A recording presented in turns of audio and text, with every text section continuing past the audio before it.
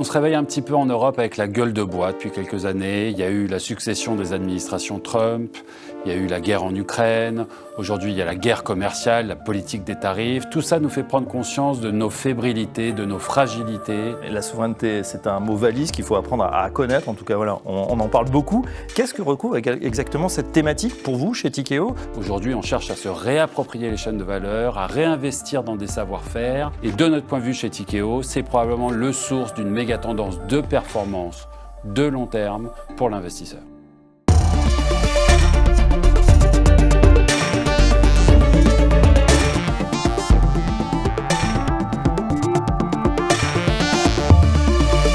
Bonjour, bienvenue à tous, bienvenue dans ce tout nouveau format proposé par Tikeo Capital consacré à une thématique devenue incontournable, la souveraineté européenne. Depuis 2 ans, vous le savez, l'Union européenne a mobilisé des centaines de milliards d'euros pour réduire ses dépendances stratégiques, que ce soit dans la défense, dans la technologie, dans l'énergie, les infrastructures ou encore les médicaments. Alors la grande question aujourd'hui, c'est notamment pour les investisseurs, est-ce que c'est un bon point d'entrée pour rentrer effectivement sur cette thématique ? Est-ce déjà une méga tendance ?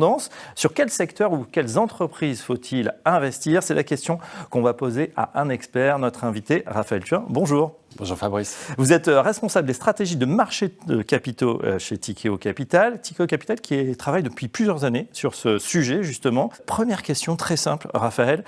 Cette thématique, cette question de la souveraineté, elle revient fortement aujourd'hui. Qu'est-ce qui a changé en Europe ? Oui, c'est un sujet d'actualité, c'est une méga tendance, vous avez dit le mot. On se réveille un petit peu en Europe avec la gueule de bois depuis quelques années. Il y a eu la succession des administrations Trump, il y a eu la guerre en Ukraine, aujourd'hui il y a la guerre commerciale, la politique des tarifs. Tout ça nous fait prendre conscience de nos fébrilités, de nos fragilités, de notre dépendance vis-à-vis du monde extérieur, de certains grands acteurs qui ne sont pas très amicaux à notre égard. Et cette prise de conscience, elle est aujourd'hui très forte de la part des gouvernements, de la part de la société dans son sens large. Et elle s'accompagne aussi de plans de déploiement de capitaux. Aujourd'hui, on cherche à se réapproprier les chaînes de valeur, à réinvestir dans des savoir-faire. Encore une fois, des centaines de milliards déployés.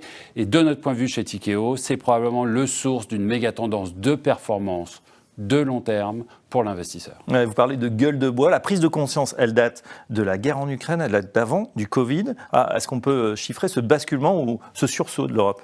Oui, ça a été une succession finalement d'événements dans la géopolitique qui a vraiment mis à nu nos différentes fébrilités, nos fragilités sur certains secteurs stratégiques, des secteurs stratégiques qui ont trait à notre souveraineté. Vous en avez cité quelques-uns, vous avez raison, mais dans la défense, l'industrie, la pharma, aujourd'hui, l'alerte est grande, l'urgence est grande, il faut renforcer notre résilience. Ouais, la souveraineté, c'est un mot valise qu'il faut apprendre à connaître. En tout cas, voilà, on en parle beaucoup.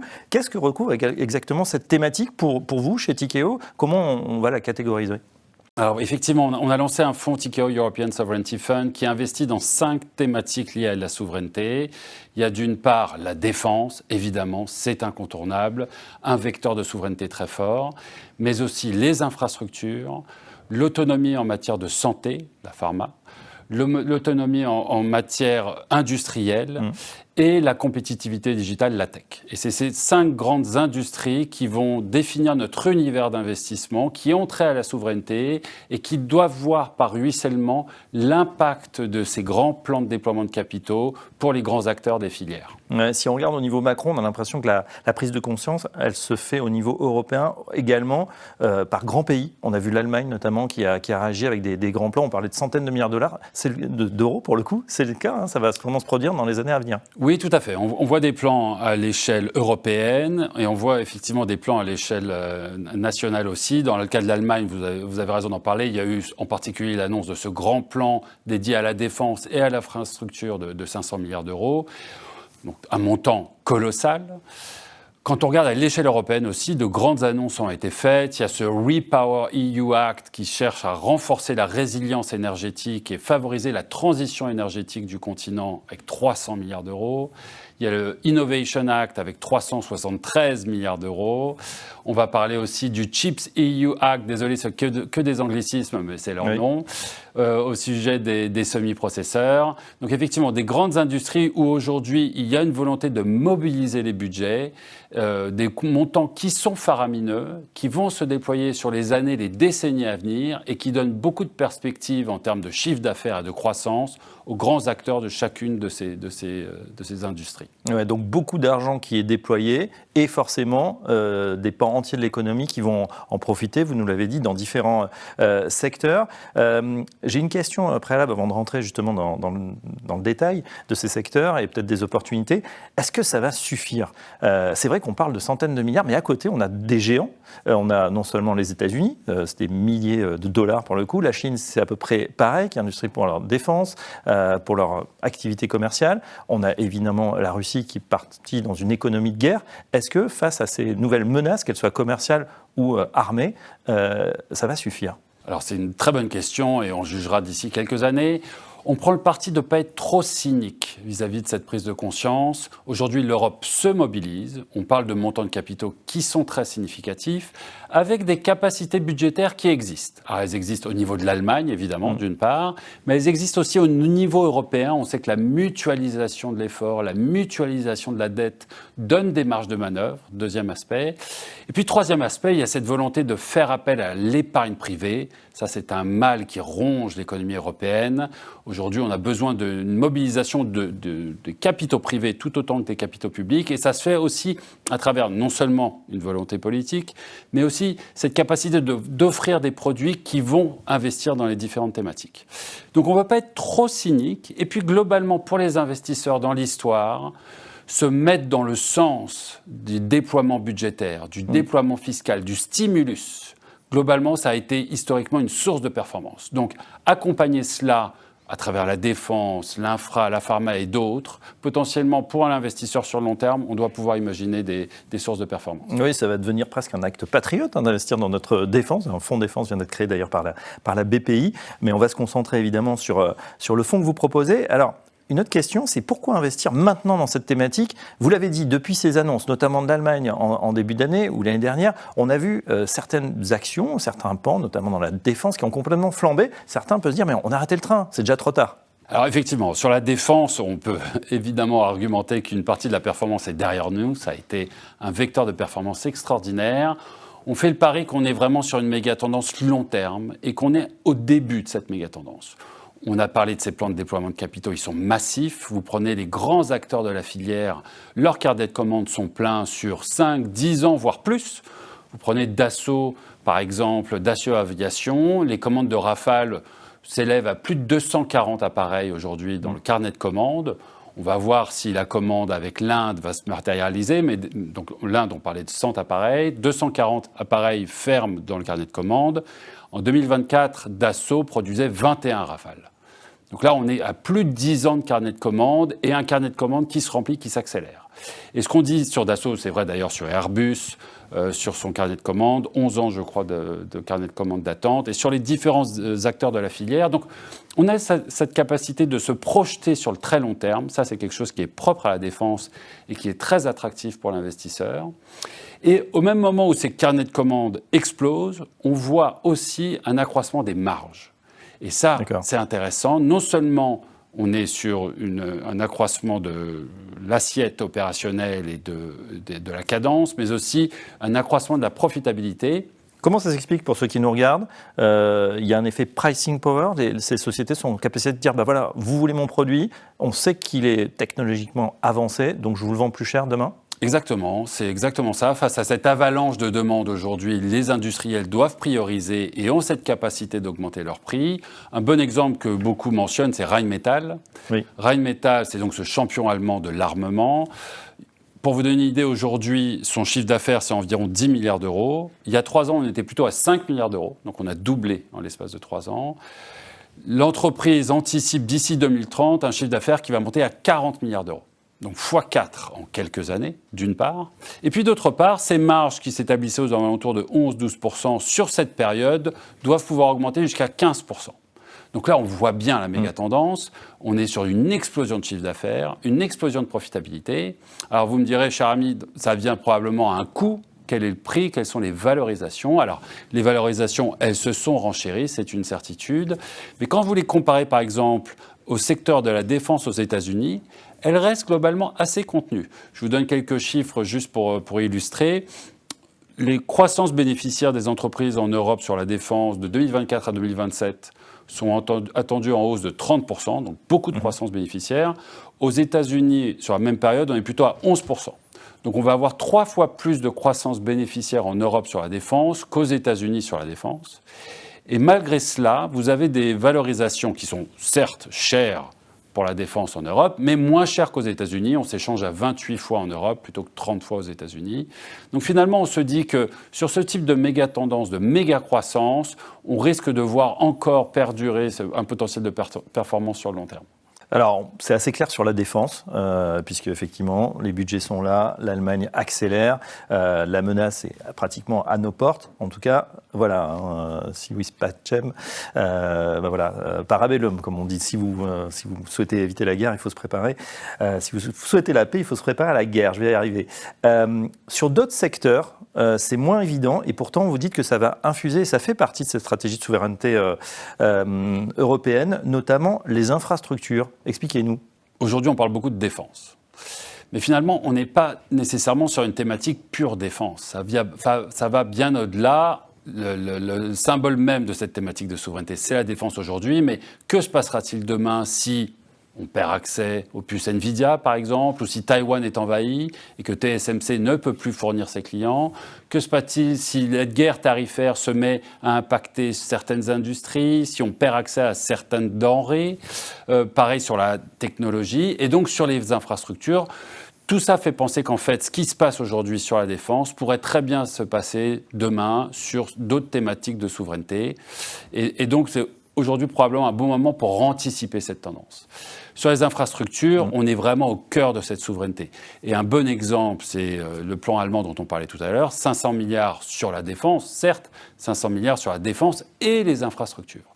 Elles sont au cœur du jeu de souveraineté, elles sont au cœur de cette idée de réindustrialisation de l'Europe. Et donc, la bonne nouvelle, c'est qu'en Europe, on a des grands champions européens, Vinci en est un, Eiffage et d'autres, qui vont voir des carnets de commandes dérivés du plan allemand et d'autres. Et là encore, on doit pouvoir estimer qu'à un moment où les valorisations ne sont pas très excessives sur le secteur, on puisse avoir des relais de performance. Et puis Raphaël, il y a d'autres secteurs dans lesquels on entend parler de souveraineté. Énergie, la tech également, souveraine. On aimerait avoir un champion de l'IA. Là, on semble un petit peu court par rapport au montant gigantesque investi outre-Atlantique notamment. Tout à fait. Et dans cette thématique de prise de conscience, là aussi sur la technologie, on est sur une vraie thématique de prise de conscience. On prend conscience qu'effectivement, ces puces électroniques, la capacité d'avancer sur l'IA, d'être indépendant sur le cloud, sont vraiment des thématiques d'investissement. Ce sont des actifs stratégiques. C'est une nécessité aujourd'hui pour les pays européens de s'outiller, de se rendre plus indépendants, plus résilients. Et la bonne nouvelle, même si on n'en a pas assez, on a quand même quelques grands champions de la tech en Europe. Vous prenez par exemple ASML, une très grande compagnie qui est leader sur la lithographie du silicone qui permet de fabriquer des puces.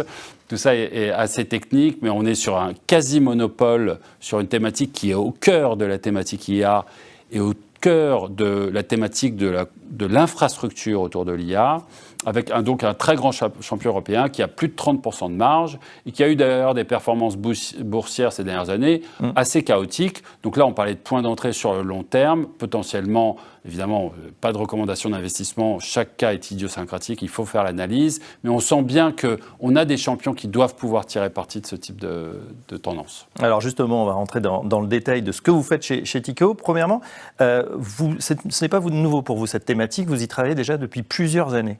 Oui, alors la thématique de souveraineté chez Tikehau, elle est vraiment cœur à ce qu'on fait. On a lancé notre premier fonds sur la défense et l'aérospatiale en 2020. Souvenez-vous, 2020, c'est le Covid, les avions sont cloués à terre. Et donc, il y avait une nécessité de réinvestir dans la filière en particulier de permettre une consolidation de la filière. La base industrielle et technologique de défense, elle est très fragmentée, plus de 4000 entreprises sur lesquelles ces grands donneurs d'ordre se reposent.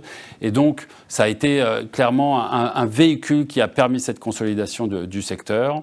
On a lancé en 2024 notre deuxième millésime qui vise 1 milliard. Donc, on gère le plus gros fonds de cybersécurité d'Europe, toujours sur le private equity. Là aussi, on est au cœur de la défense et de la thématique de souveraineté. Et globalement, sur ces stratégies, on gère plus de 2 milliards d'encours. On investit également notre propre argent. Ça, c'est très propre à ce que l'approche de Tikehau à l'investissement, un alignement d'intérêts qui est très fort. On a 500 millions d'euros investis sur ces stratégies qui viennent de notre bilan, de notre propre argent. Ouais. Ça, c'est très important. Et ça nous permet vraiment de développer un écosystème. Plus de 30 entreprises dans lesquelles on a investi sur ces stratégies depuis 2020. Et puis aussi la capacité de s'entourer de partenaires de la filière. Et ça, c'est très important dans ce qu'on fait. Quand on investit dans la défense, par exemple, on le fait en partenariat avec Safran, Thales, Dassault, Airbus, les grands acteurs. Ça nous permet de monter en expertise, ça nous permet d'identifier les opportunités, de mieux investir. Et sur des industries qui sont très techniques, très fragmentées, cette capacité de travailler en partenariat est très importante et c'est ce que Tikehau European Sovereignty Fund aussi prétend faire. Ouais, on va en parler effectivement. Vision long terme, donc ciblage des secteurs critiques. Et puis vous analysez ce que vous appelez les chaînes de valeur européennes. Qu'est-ce que c'est cette chaîne de valeur ? Alors effectivement, ça, on est aussi au cœur de ce qu'on propose. On comprend que ce fonds thématique action, il va avoir 2 relais de performance. Un premier relais de performance, c'est de dire, OK, on a identifié ces grandes industries, ces grands secteurs stratégiques qui doivent pouvoir bénéficier de ce ruissellement des capitaux publics et privés sur la thématique. Donc ça, c'est un premier vecteur de performance. La marée qui monte doit me faire monter tous les bateaux. Deuxième vecteur de performance, c'est l'idée d'aller faire de la sélection de valeur. Donc là, on n'est pas sur un ETF, on ne va pas aller sur du fourre-tout, mettre tout et n'importe quoi. On est dans un monde où il faut être différenciant, où il y a beaucoup de dispersion.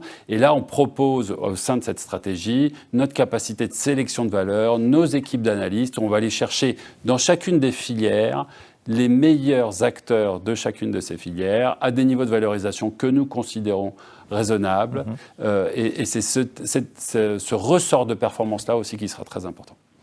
On focus justement sur ce fonds que vous avez lancé en 2023, TESF pour Tikehau European Sovereignty Funds. On rappelle évidemment que les performances passées ne préjugent pas des performances à venir. Néanmoins, si on fait un point d'étape, on est à combien en termes de performance ? Alors, sur l'année, sur la part institutionnelle, on est à un peu plus de 15% de performance aujourd'hui. Donc, ça a été assez spectaculaire, évidemment, avec la thématique de souveraineté qui est devenue complètement incontournable aujourd'hui. Pas une seule journée où on ouvre un journal sans voir une nouvelle sur cette thématique. Et globalement, sur la plupart des industries dont on a parlé jusqu'à présent, on a vu une très très belle performance, y compris de la défense, mais pas que. Donc ça a été effectivement une belle satisfaction jusque-là. Mais encore une fois, une forte intuition que, comme dans le cas de l'IA, comme dans le cas de la transition énergétique, comme dans le cas de la vieillissement des populations, c'est une méga tendance et que probablement celle-là est vraiment aux toutes premières heures de sa vie. Ça va continuer bien évidemment au vu de la situation géopolitique, on va dire complexe, c'est le moins qu'on puisse dire, des marchés toujours volatiles. À quoi on s'attend si je vous demande de prendre votre boule de cristal, Raphaël, pour 2026, donc méga tendance, on peut continuer à investir et plus globalement sur les marchés, est-ce que vous attendez encore à une année volatile? On rappelle, on a l'impression qu'il est là depuis plus longtemps, mais ça sera que la 2e année avec Donald Trump. Et oui, on considère que ça reste un bon moment pour être investi. Alors, on ne s'attend pas à ce que l'année soit aussi belle que 2025 ou celle d'avant. Les valorisations vont contraindre la performance, c'est une certitude. En revanche, au-delà du bruit et de la fureur quotidienne et de l'aspect anxiogène que les nouvelles peuvent nous réserver, quand on dézoome et qu'on regarde les conditions de marché actuellement, on voit une croissance positive et qui réaccélère probablement en 2026 en Europe et aux États-Unis. On voit une capacité de génération de résultats, de bénéfices qui reste très impressionnante de la part des entreprises.